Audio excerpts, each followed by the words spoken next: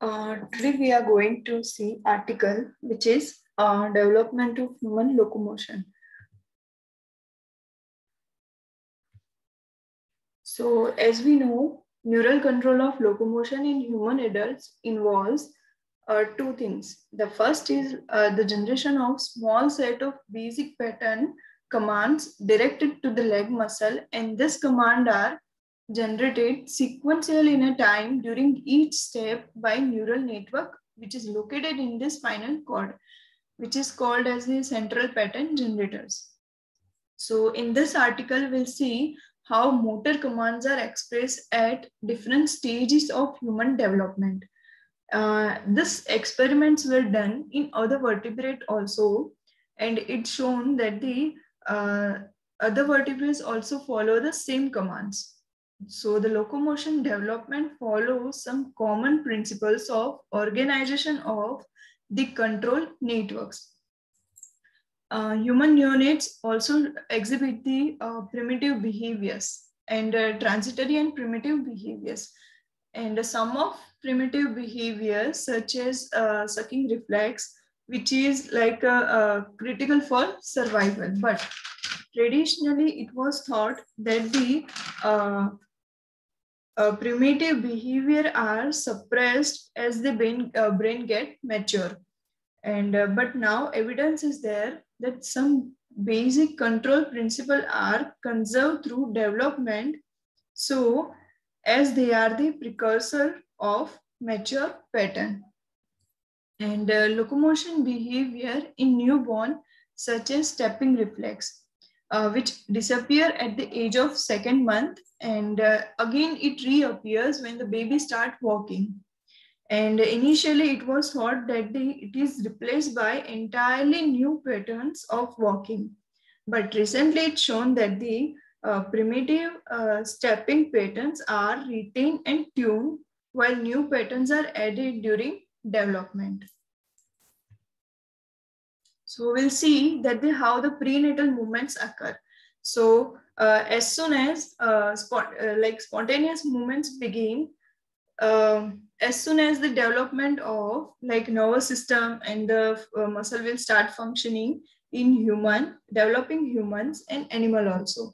So this recording can be done by the 4D ultrasound.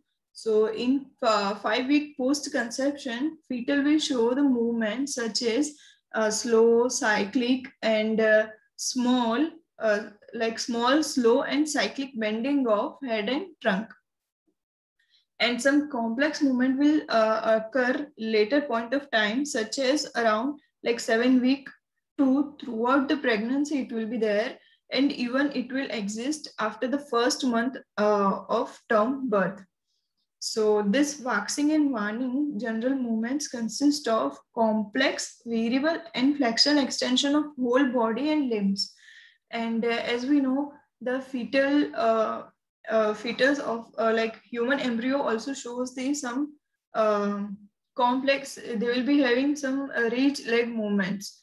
So rich scale of leg movements such as single leg kicks and symmetrical double leg kicks and symmetrical interlimb alteration with variable phases.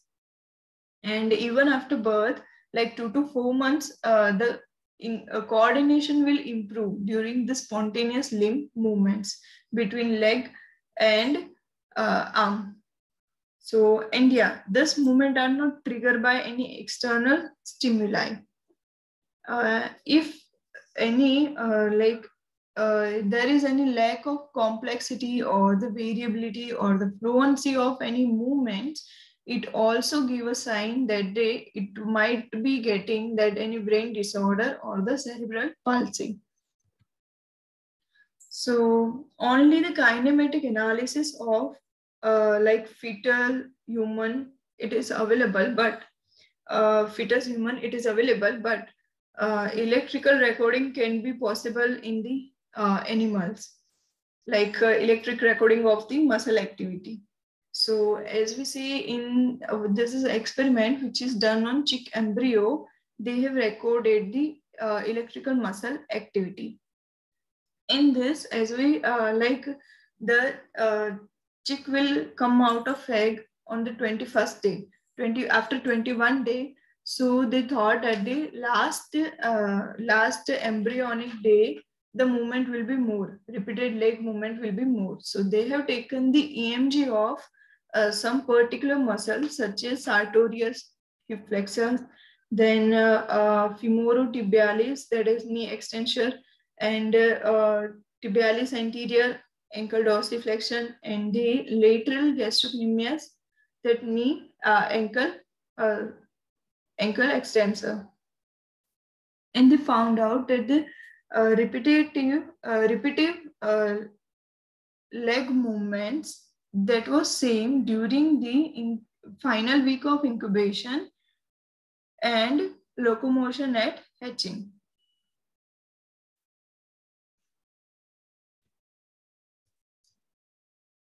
The other experiment was done on zebrafish embryo of the optical imaging of the spontaneous activity in ventral spinal neuron of zebrafish embryo. So they found out that a rapid transition from uncorrelated sporadic slow activity to ipsilaterally correlated and contralaterally anticorrelated fast activity involving the several adjacent somites. So the activity is first from uncorrelated, it translate into the correlated activity in nearby several body segments also. So the transition to correlated activity may depend on two things, such as electrical connection, initially coupling nearby neurons in local micro circuits, and then it emerged to include majority of active ipsilateral neurons into single couple networks. Here also they are talking about ipsilateral code. So recurrently connected excitatory networks within the spinal cord are transiently silent by the activity dependent depression, which is kind of quite similar to the refractory phase. So in these networks, motor neuron generate a large slow depolarization crest by burst of action potentials, and which resulting into the correlated discharge across a population of neurons with a periodicity in order of minutes. So a firing pattern drives the spontaneous embryonic movements. So as we see here, like this, spontaneous movement will occur.